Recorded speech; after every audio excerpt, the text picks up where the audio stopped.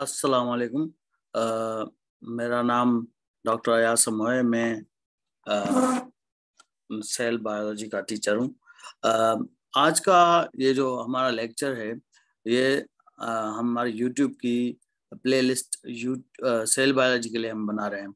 तो cell biology बहुत important है। सेल बायोलॉजी क्योंकि सेल बायोलॉजी बायोकेमिस्ट्री में भी पढ़ाई जाती है, फिजियोलॉजी में भी पढ़ाई जाती है, और निचली जो क्लासेस हैं फर्स्ट ईयर की और इंटर की उसमें भी पढ़ाई जाती है।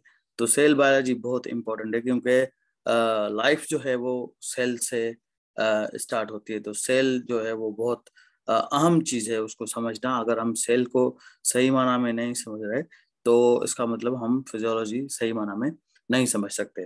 तो आज के इस लेक्चर का के जो ऑब्जेक्टिव्स हैं, तो आपको पता चलना चाहिए सेल क्या है और सेल की जो है वो केमिकल कंपोजिशन क्या है, प्लस में जो मैं उठाऊं सेल की केमिकल कंपोजिशन क्या है और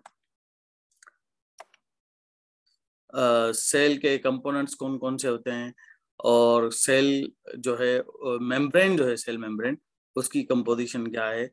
और मुझे जो पिक करना था रेड पिक करना था। सेल मेम्ब्रेन की जो है वो कंपोजिशन क्या है, उसके अलावा जो सेल मेम्ब्रेन का स्ट्रक्चर जो है वो क्या है।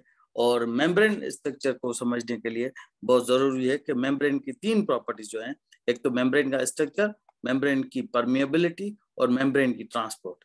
ये तीनों चीजें अगर आप समझ जाएंगे तो आप सेल मेम्ब्रेन को कंप्लीटली समझ जाएंगे। और सेल बायोलॉजी में सबसे बड़ा जो टॉपिक है वो सेल मेम्ब्रेन ही है। तो जैसा कि हमने पहले सवाल उठाया कि सेल क्या है, वो सेल को समझना बहुत जरूरी है कि सेल की क्या है। एक तो क्लासिकल डेफिनेशन है कि सेल जो है वो, जब भी हम पूछते हैं व्हाट इज सेल, तो स्टूडेंट का जवाब आता है cell is a structural and functional unit of life. तो चलें, structural and functional unit of life तो है, लेकिन क्या मतलब इसे हम स्ट्रक्चरल और फंक्शनल यूनिट ऑफ लाइफ क्यों कहते हैं? इसके लिए ये तो सेल की डेफिनेशन लोग बताते हैं कि सेल जो है वो स्ट्रक्चरल और फंक्शनल यूनिट है, मतलब बनावट में काम आता है और काम करता है, यूनिट ऑफ लाइफ। तो लाइफ जो है उसको कैसे डिफाइन करते हैं? तो फिर हमें एक्चुअली सेल की जो है वो डेफिनेशन की को हम सही माना में समझ सकते हैं जब हम लाइफ को सही समझ सके। तो लाइफ जो है सेल को स्ट्रक्चरल और फंक्शनल यूनिट ऑफ लाइफ इसलिए कहा जाता है क्योंकि सेल जो है वो अलाइव होता है, जिंदा होता है, और क्योंकि वो जिंदा होता है इसलिए वो ग्रोथ करता है। ठीक है, तो सबसे पहले जो है वो ओवम मिलता है, ठीक है, और स्पर्म मिलता है। जब आपस में मिलते हैं तो वो आपस में जो है वो टू सेल्स होते हैं, और टू सेल से जो है वो बड़ा होकर जो है एक पूरा full completely functional human being बनता है। तो जैसे कि आप सबसे पहले आप जब पैदा होते हैं तो आप बिल्कुल पेट से ही, जो माँ के पेट से ही डेवलपमेंट का प्रोसेस शुरू होता है। पैदा होते छोटे होते हैं, फिर बड़े होते हैं, 5 साल के होते हैं, फिर 10 साल के होते हैं, फिर जो है एक कंप्लीटली एक बहुत बड़ा ह्यूमन बीइंग बन जाते हैं। तो ये प्रॉपर्टी है ग्रोथ सेल की। तो प्लस में सेल की प्रॉपर्टी है कि वो रिप्रोड्यूस कर सके। तो एक सेल से जो है वो दूसरा सेल, फिर दूसरे सेल से तीसरा सेल, तीसरे से चौथा सेल, ये रिप्रोडक्शन जो है वो लाइफ का बहुत इम्पोर्टेंट है। प्लांट्स भी रिप्रोड्यूस करते हैं, एनिमल्स भी रिप्रोड्यूस करते हैं, ग्रोथ प्लांट्स में भी होती है, एनिमल्स में भी ग्रोथ होती है। और ट्रांसफर ऑफ ट्रेट्स जो है, आपके मदर और आपके फादर के कुछ ट्रेट्स आपको मिलेंगे। तो ट्रांसफर जो सेल्स हैं वो आपस में जो है वो जेनेटिक मटेरियल एक्सचेंज करते हैं, होम्योस्टेसिस का फंक्शन परफॉर्म करते हैं, मेटाबॉलिज्म का फंक्शन परफॉर्म करते हैं। सेलुलर स्ट्रक्चर और कंपोजिशन जो है वो बहुत लाजमी है सेल के लिए, और वो एनवायरनमेंट को रिस्पॉन्ड करते हैं। वो तो कोई भी सेल हो, बिल्कुल छोटा सा ही सेल क्यों ना हो, वो टेम्परेचर को रिस्पॉन्ड करता है, वो पैथोजन को रिस्पॉन्ड करता है। तो इसलिए लाइफ की ये जो पूरी प्रॉपर्टी है कि लाइफ क्या है, लाइफ में ग्रोथ होती है, रिप्रोडक्शन होती है, हेरिडिटी मटेरियल ट्रांसफर होता है one generation to another generation, उसमें होम्योस्टेसिस होती है, मेटाबॉलिज्म होती है, सेलुलर स्ट्रक्चर होता है और कंपोजिशन होती है, प्लस में रिस्पांस देता है सेल जो है वो इंटरनल एक्सटर्नल स्टिमुलस को। तो इसका मतलब क्या हुआ कि लाइफ जो है वो इन चीजों की बनी हुई है जिसमें ग्रोथ हो, रिप्रोडक्शन हो, हेरिडिटी हो, होम्योस्टेसिस हो, मेटाबॉलिज्म हो, सेलुलर और वो एक्सटर्नल। तो इसलिए हम, क्योंकि ये लाइफ की प्रॉपर्टीज हैं और ये लाइफ की प्रॉपर्टीज बिना एक सेल के मुमकिन नहीं है, तो इसलिए हम कहते हैं कि सेल जो है वो एक स्ट्रक्चरल और फंक्शनल यूनिट ऑफ लाइफ है। तो इसलिए हम उसके कहते हैं। तो सेल जो है बेसिकली उसके कंपोनेंट्स कौन कौन से होते हैं, ये सेल है हमारा, इस सेल के कंपोनेंट कौन से होते हैं। तो सेल फॉर एग्जांपल ये हमारा सेल है, तो ये न्यूक्लियस है, ये एक सेल है, ठीक है। ये कंप्लीट मैंने सेल बना दिया। तो ये एक्सटर्नल जो ये आपको नजर आ रही है ये जो है हमारी है सेल मेम्ब्रेन है। और सेल मेम्ब्रेन से लेके जो है न्यूक्लियस तक ये जो हमारा है ये साइटोप्लाज्म है। और ये अंदर जो अंदर गोल दायरा बना हुआ ये हमारा न्यूक्लियस है। तो ये साइटोप्लाज्म जो है उसको हमने दो हिस्सों में डिवाइड किया है। एक तो साइटोसोल होता है जिसमें फ्लूइड होता है, दूसरे उसमें सेलुलर ऑर्गेनेल्स होते हैं। तो सेलुलर ऑर्गेनेल्स जो हैं वो दो तरह के होते हैं। एक तो होते हैं non membrane bound cell organelles और दूसरे होते हैं मेम्ब्रेन बाउंड सेल ऑर्गेनेल्स। तो नॉन मेम्ब्रेन बाउंड मतलब उनमें मेम्ब्रेन नहीं होती। उनमें कौन कौन से ऑर्गेनेल्स आ जाते हैं, राइबोसोम आ जाते हैं, सेंट्रूल आ जाते हैं, बेसल बॉडीज आ जाती हैं, माइक्रोट्यूब्यूल्स आ जाते हैं और माइक्रोफ्लामेंट्स आ जाते हैं, ठीक है। तो राइबोसोम का काम प्रोटीन सिंथेसिस से करना है और बेसल बॉडीज और सेंट्रोल, सेंट्रोसोम, माइक्रोट्यूब्यूल ये साइटोस्केलेटन का काम करता है। तो ये जो है नॉन मेम्ब्रेनस ऑर्गेनेल्स है। तो मेम्ब्रेन बाउंड ऑर्गेनेल्स कौन कौन से होते हैं। मेम्ब्रेन बाउंड ऑर्गेनेल्स को अगेन हमने दो कैटेगरीज में डिवाइड किया है। एक जिनकी मेम्ब्रेन सिंगल मेम्ब्रेन है और जिनकी डबल मेम्ब्रेन, मतलब वो डबल लेयर्ड है। तो सिंगल मेम्ब्रेन में गोल्जी बॉडीज आ जाती हैं जो प्रोटीन की मॉडिफिकेशन काम करती है। रफ एंडोप्लाज्मिक रेटिकुलम है जो प्रोटीन सिंथेसिस कराता है। स्मूथ एंडोप्लाज्मिक रेटिकुलम है वो जो है प्रोटीन्स को मॉडिफाई करता है, कोलेस्ट्रॉल और टेस्टोस्टेरोन वगैरह की प्रोडक्शन कराता है। लाइसोसोम जो है वो it is called digestive system of the cell. और वैक्यूल्स जो हैं और पेरोक्सिसोम जो हैं वो सेल में की डिटॉक्सिफिकेशन के काम करता है। और डबल मेम्ब्रेन स्ट्रक्चर में जो है हमारा माइटोकॉन्ड्रिया जाता है। और माइटोकॉन्ड्रिया जो सेल में है उसका प्लांट में उसको क्लोरोप्लास्ट कहते हैं। माइटोकॉन्ड्रिया जो से क्लोरोप्लास्ट प्लांट सेल्स में होते हैं, माइटोकॉन्ड्रिया भी होते हैं। और माइटोकॉन्ड्रिया का काम है एनर्जी प्रोवाइड करना या जो है एटीपी बनाना, जो हमारी बॉडी की एनर्जी की रिक्वायरमेंट्स को पूरा करते हैं। तो अगर हम केमिकल कंपोजिशन देखें सेल की, तो सेल जो है वो तकरीबन 70 to 90% सेल जो है उसमें पानी होता है। और आयंस जो है जिसमें साल्ट, एसिड, बेस और गैसेस वगैरह वो जो थे वो 1% होते हैं। तो ये इनऑर्गेनिक कंपाउंड्स हैं। और ऑर्गेनिक कंपाउंड्स में जिसमें कार्बन वगैरह, कार्बन लाजमी तौर पर प्रेजेंट होती है, उसमें प्रोटीन्स आ जाते हैं, लिपिड्स आ जाते हैं, कार्बोहाइड्रेट्स आ जाते हैं और न्यूक्लिक एसिड आ जाते हैं। तो प्रोटीन्स जो है वो सेल में के पूरे जो कंपोजिशन है उसका 10 से 15% जो है वो प्रोटीन्स बनाते हैं। लिपिड उसमें 2% होते हैं, 3% जो है वो कार्बोहाइड्रेट्स होते हैं और न्यूक्लिक एसिड जो है वो 5 से 7% होते हैं। तो ये केमिकल कंपोजिशन है हमारे सेल की। तो आप, उम्मीद है कि आप समझ गए होंगे कि सेल क्या है, सेल की डेफिनेशन क्या है, सेल को हम स्ट्रक्चरल और फंक्शनल यूनिट ऑफ लाइफ क्यों कहते हैं, सेल के कंपोनेंट्स कितने हैं, सेल मेम्ब्रेन है, फिर साइटोप्लाज्म है या साइटोसोल है, और प्लस में उसमें न्यूक्लियस होता है। और जो है हमारी जो सेल मेम्ब्रेन है जो है वो उसको हम थोड़ा आगे डिटेल में पढ़ेंगे आज के लेक्चर में। तो सेल मेम्ब्रेन जो है, सेल मेम्ब्रेन का फंक्शन क्या है। सेल जैसे आपके घर की दीवार होती है, दीवारें होती हैं, तो दीवारें क्या करती हैं, वो प्रोटेक्ट करती हैं इनसाइड और आउटसाइड को। तो सेल मेम्ब्रेन जो है, सेल की जो मेम्ब्रेन है वो सेल को जो है वो अंदर की चीज अंदर हो और बाहर की चीज बाहर हो, इसलिए एक्ट एज अ बैरियर जो है वो करती है, ठीक है। और control the flow of the substances into और आउट। कौन सी चीज को कितना बाहर जाना है और कौन सी चीज को कितना अंदर आना है, इसको कंट्रोल करती है सेल मेम्ब्रेन। और सेल मेम्ब्रेन जो है help to identify the cell to other cells. जैसे इम्यून सेल्स है, सेल मेम्ब्रेन के ऊपर जो है वो कुछ मॉलिक्यूल्स हैं, प्रोटीन्स वगैरह लगते हैं जो स्पेसिफिक मॉलिक्यूल्स जो हैं उसको आइडेंटिफाई करने में हेल्प करते हैं। और इंट्रासेल्युलर सिग्नल में सेल जो है वो हमारा पार्टिसिपेट करता है। तो बेसिकली इसके 4 फंक्शन है, और भी बहुत सारे फंक्शन है, लेकिन मेनली ये 4 फंक्शन है, जिसमें एक्ट एज अ बैरियर काम करता है, कंट्रोल्स करता है सब्सटेंसेस, कितना सोडियम सेल के अंदर होना चाहिए, कितना सोडियम सेल के बाहर होना चाहिए, कितना पोटेशियम सेल के अंदर होना चाहिए, कितना पोटेशियम सेल के बाहर होना चाहिए, तो इसको कंट्रोल करती है। तो सेल मेम्ब्रेन का फंक्शन ये है। अब सेल मेम्ब्रेन के की अगर हम केमिकल कंपोजिशन की बात करें, तो सेल मेम्ब्रेन बेसिकली उसमें जो है 2 तरह के चीजों में डिवाइड की गई है। एक सेल मेम्ब्रेन में लिपिड्स होते हैं, दूसरा मेम्ब्रेन प्रोटीन्स होते हैं। तो लिपिड्स जो हैं वो पोलर लिपिड्स होते हैं, ठीक है, और नॉन पोलर लिपिड्स होते हैं। तो नॉन पोलर लिपिड में जो है वो कोलेस्ट्रॉल हो गए, ट्राइग्लिसराइड हो गए और ग्लाइकोलिपिड्स हो गए, और पोलर लिपिड्स में स्पिंगोमाइलिन्स हो गए और ग्लाइसरो फास्फोलिपिड्स हो गए, जिसमें लेसिथिन, सेफालिन और लिपोस्टोल और फॉस्फेटिडाइलसिरीन जो है, ये जो है पोलर लिपिड्स में आते हैं, और नॉन पोलर लिपिड्स में जो है वो कोलेस्ट्रॉल, ट्राइग्लिसराइड और ग्लाइकोलिपिड्स आ जाते हैं। तो कोई भी क्वेश्चन अगर आए तो सेल के नॉन पोलर लिपिड्स के नाम बताए, तो आप देखेंगे कोलेस्ट्रॉल है, ट्राइग्लिसराइड है और ग्लाइकोप्रोटीन्स है, ठीक है, ग्लाइकोलिपिड्स हैं।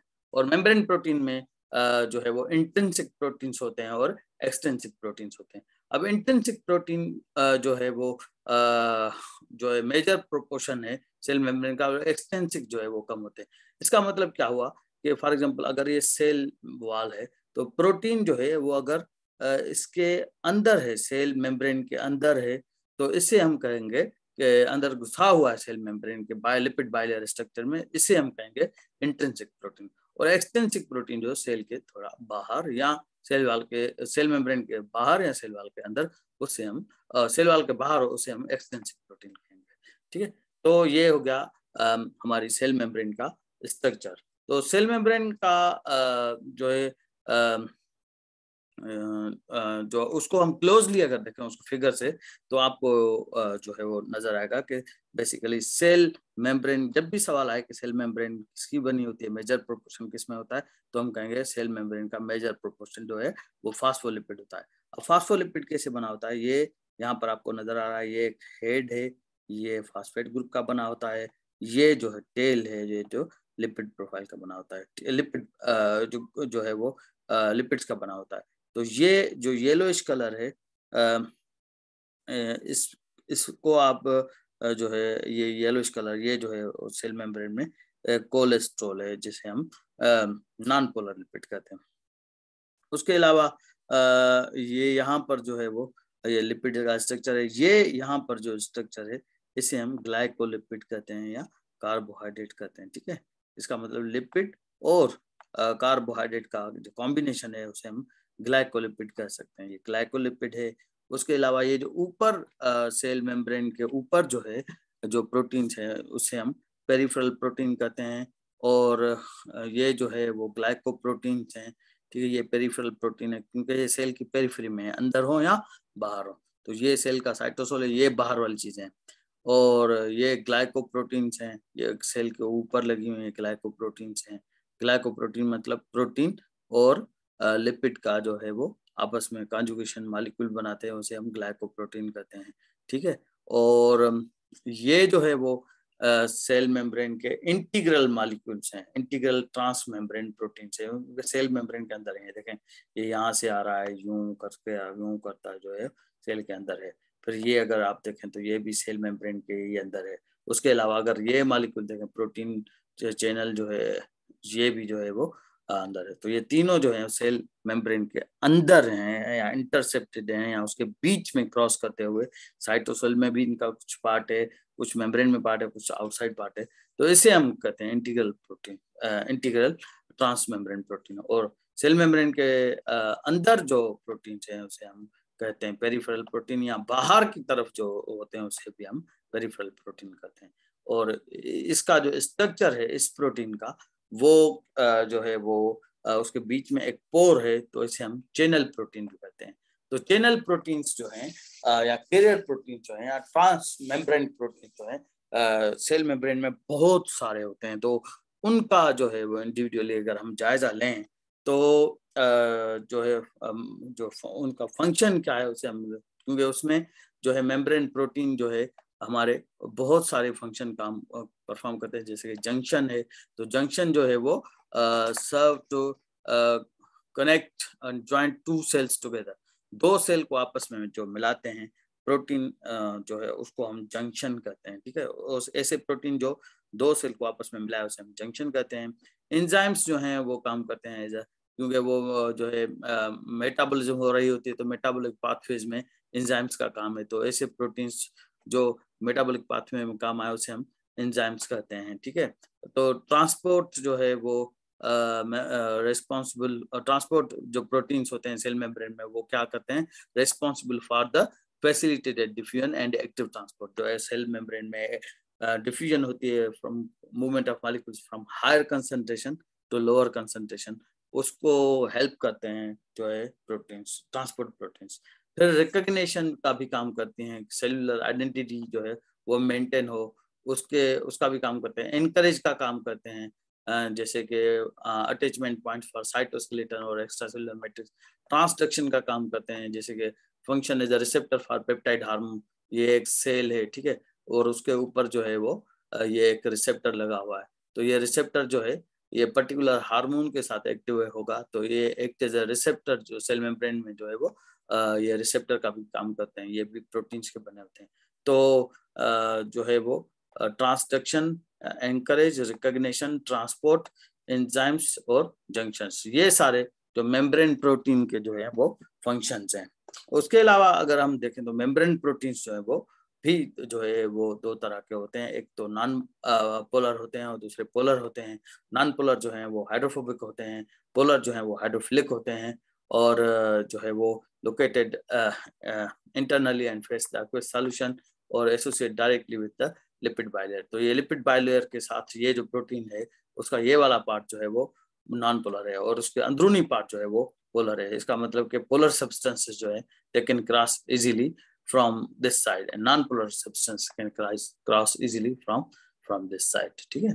तो इसको हम कहते हैं। और अगर इसका हम थोड़ा डिटेल जायजा लें तो जो है वो ज्वाइनिंग्स जो है ये एक सेल की जो है वो मेम्ब्रेन ये यहाँ पर नजर आ रही है, ये फिर दूसरा सेल जो है वो यहाँ पर है। इन दोनों को आपस में ये दो प्रोटीन मिलाते हैं, इसलिए हम इसे इंट्रासेलुलर ज्वाइनिंग्स, ये भी प्रोटीन का काम करता है।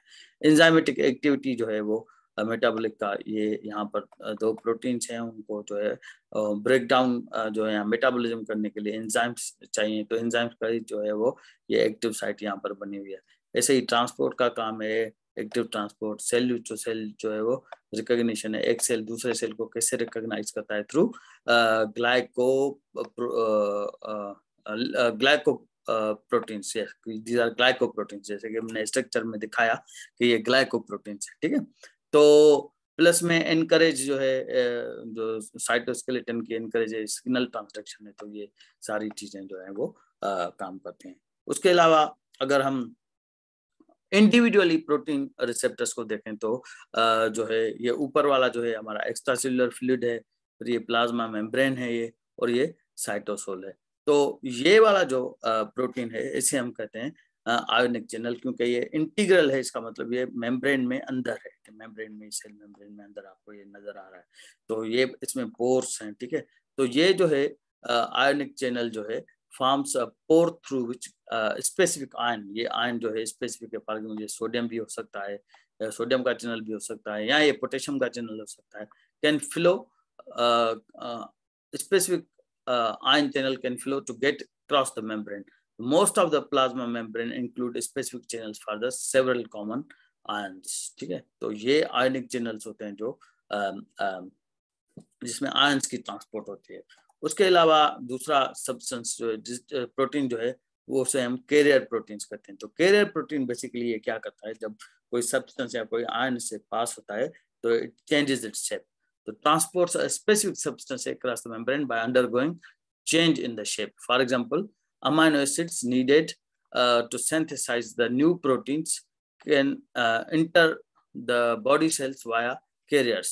तो carrier proteins are also known as a transporters, तो इसको हम ट्रांसपोर्टर्स भी कहते हैं। तो अमीनो एसिड जो हैं हमारी बॉडी को चाहिए होते हैं न्यू प्रोटीन सिंथेसिस करने के लिए, तो वो जो है उनके लिए एक स्पेसिफिक कैरियर होता है जिसके थ्रू वो सेल में इंटर होते हैं। और ये शेप चेंज करता है। पर इसके मुकाबले में ये डायरेक्ट यूं आ सकता है, इसने शेप चेंज नहीं की। तो लेकिन ये जब आ रहा है तो ये यूं यूं खुल रहा है, ये जब जा रहा है तो ये यूं बंद हो रहा है। इसका मतलब ये शेप चेंज कर रहा है, तो इसे हम कहेंगे कैरियर जो है वो प्रोटीन। उसके अलावा रिसेप्टर जो है वो जो लिपिड बायोमोलिक्यूल है उसमें एक किस्म के प्रोटीन्स होते हैं जिसे हम रिसेप्टर कहते हैं। तो रिसेप्टर जो है वो स्पेसिफिक लाइगेंड के साथ, वो हार्मोन हो सकता है, वो प्रोटीन दूसरा कोई प्रोटीन उसके साथ बाइंड होता है, पैथोजन हो सकता है उसके साथ वो बाइंड करता है। तो रिसेप्टर का काम क्या है? Recognize specific ligand and alter the cell's function some way. For example anti diuretic hormone binds to the receptor in the kidneys and changes the water permeability for certain plasma membrane। तो kidney की जो plasma membrane है उस पर अगर क्योंकि उस पर जो है एंटी डाययूरेटिक हार्मोन रिसेप्टर होता है, और वो जब एंटी डाययूरेटिक हार्मोन जो है वो उसके साथ एक्ट करता है तो उसकी परमेबिलिटी बढ़ जाती है और हमें पेशाब बहुत ज्यादा आता है, क्योंकि kidney is secreting a lot of kidney is excreting out a lot of water. So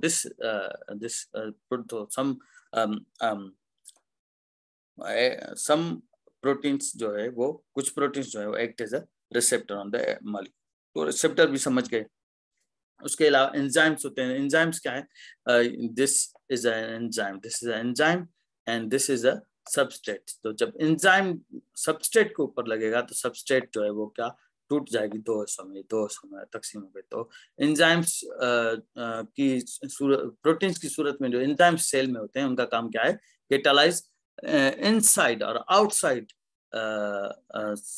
cell depending on which direction the active sites are faces. For example, lactase protruding form of epithelial lining your small intestine splits the disaccharide lactose into in the milk you drink। तो lactase enzyme जो है वो small intestine में होता है, जो lactose को जो है वो मिल्क को ब्रेक डाउन करता है, डाइसेचराइड में लेक्टोज में कन्वर्ट कर देता है। तो ये एंजाइम ये प्रोटीन जो बसूरत एंजाइम्स मौजूद होता है सेल में उसका ये फंक्शन है।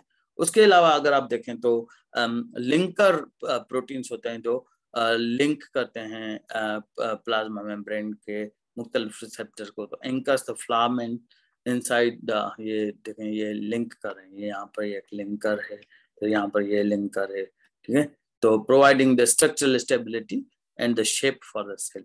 What is the function of the, कोई सवाल है तो what is function of linker proteins in the cell membrane? You can write providing the structural stability of the shape of the cell and may also participate in the movement of the cell or link together two cells। तो इसको हम जो है वो linker की सूरत कहते हैं।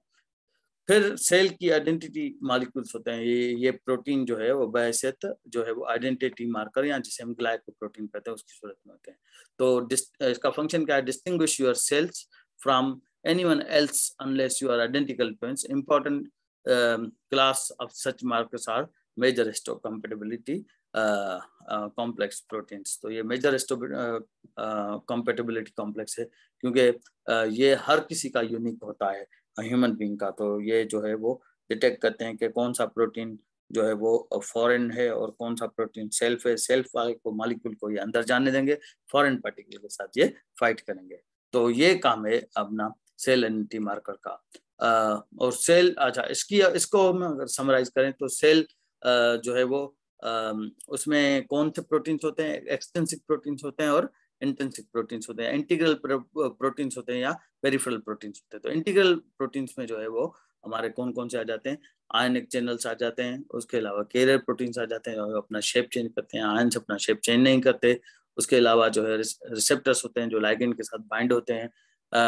तो हार्मोन्स जो हैं वो उसके साथ बाइंड होते हैं और फिर रिसेप्टर अपना जो है वो काम दिखाते हैं। उसके अलावा एंजाइम्स होते हैं जो सबस्ट्रेट का ब्रेक डाउन कर देते हैं। उसके अलावा लिंकर्स होते हैं जो है वो अपना सेल की स्टेबिलिटी और शेप में काम आते हैं। और उसके अलावा जो है एमएससी प्रोटीन्स होते हैं जो बेसिकली हमें हमारे सेल को आइडेंटिटी देते हैं और सेल्फ और फॉरेन एंटीजन को जो है वो उसमें डिफरेंशिएट करते हैं। तो सेल आपस में जो है वो कम्युनिकेट कैसे करते हैं? तो सेल कम्युनिकेशन बेसिकली दो हिस्सों में डिवाइड की गई है, जिसे हम कहते हैं ऑटोक्राइन। जब सेल कोई मॉलिक्यूल जो है सेल टारगेट सेल, इसे हम कहते हैं ऑटोक्राइन। पैराक्राइन क्या है? When cell targets nearby communication, तो सेल सिग्नल ये दूसरे सेल के साथ कम्युनिकेट कर रहा है, इसे हम कहेंगे पैराक्राइन। और ये जो है अपने आप के साथ ट्रांसफर जो है वो कर रहा है, कम्युनिकेट कर रहा है, इसे हम ऑटोक्राइन कम्युनिकेशन कहते हैं। और ये सेल सिग्नलिंग होती है through target cell through a gap junction, जो सेल के थ्रू कनेक्ट होते हैं। उसका अगर हम जायजा लें तो सेल सिग्नलिंग जो है वो एंडोक्राइन सिग्नलिंग क्या है कि डिस्टेंट पाथ पे, फॉर एग्जांपल अगर आपका हाइपोथैलेमस है, वो कोई हार्मोन सिक्रेट कर रहा है और ब्लड में जाएगा, फिर वो ब्लड से जो है वो किसी over, for example pituitary gland से अगर एस्ट्रोजन या फॉलिकुलर स्टिमुलेटिंग हार्मोन सीक्रेट हो रहा है एंटीरियर पिट्यूटरी से, तो वो ब्लड में जाएगा और ब्लड से जाते हुए ओवरी पे एक्ट करेगा, तो तब जाके फॉलिकल्स बनेंगे। तो इसे हम कहते हैं एंडोक्राइन, ठीक है, टारगेट सेल पे अटैच होगा।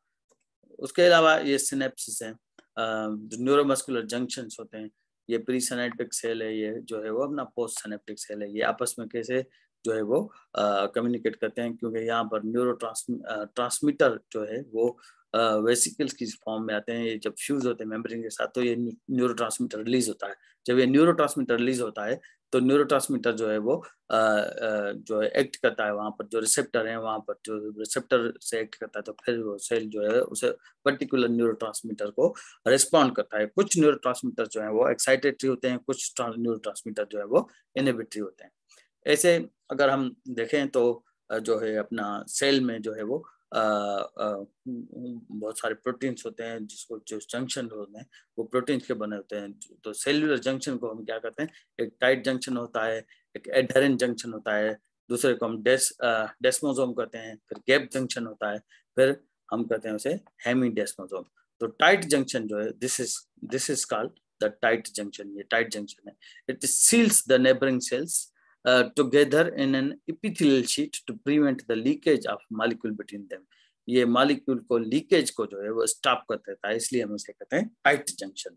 और एडहेरेंट जंक्शन जो होते हैं, ये जो है वो एडहेरेंट जंक्शन है, ये रेड वाले डॉट डॉट डॉट। इसका काम क्या है? Join an actin bundle in one cell to similar bundle in the neighbouring cell. ये एक्टिन दूसरे के साथ जोड़ते हैं इनको। और डेस्मोसोम्स जो है join the intermediate filaments one cell to the neighbouring. तो इंटरमीडिएट फिलामेंट्स जो है वो कभी कभार जो है वो सेल के बाहर होते हैं, जो स्केलेटल सपोर्ट देते हैं, उनको ज्वाइन करते हैं कौन? डेस्मोसोम।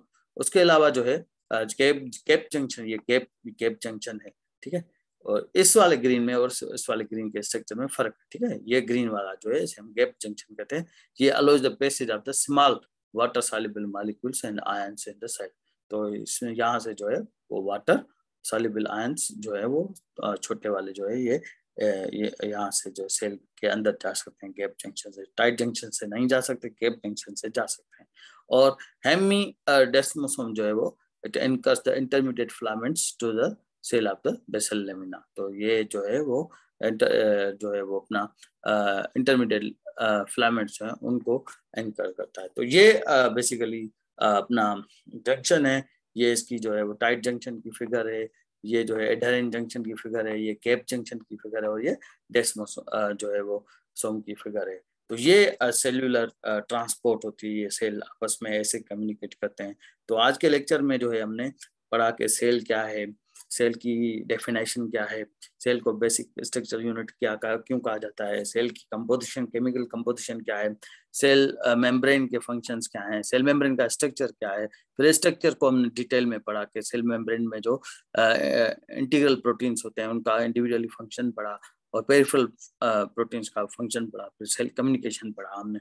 तो अगर आपको हमारा ये वीडियो पसंद आया है तो जो है आप इसे प्लीज़ लाइक करें, शेयर करें, इसको कमेंट करें, हमारे चैनल को सब्सक्राइब करें, और बेल आइकन को प्रेस करना मत भूलिएगा, क्योंकि हम जो सेल बायोलॉजी का जो हमारे सेल मेम्ब्रेन का जो नेक्स्ट टॉपिक है मेम्ब्रेन परमेबिलिटी, जब हम उसका वीडियो बनाएंगे तो आपको वो बेल आइकन के थ्रू आप नोटिफाई हो जाएंगे। आपका बहुत बहुत शुक्रिया। Thank you very much.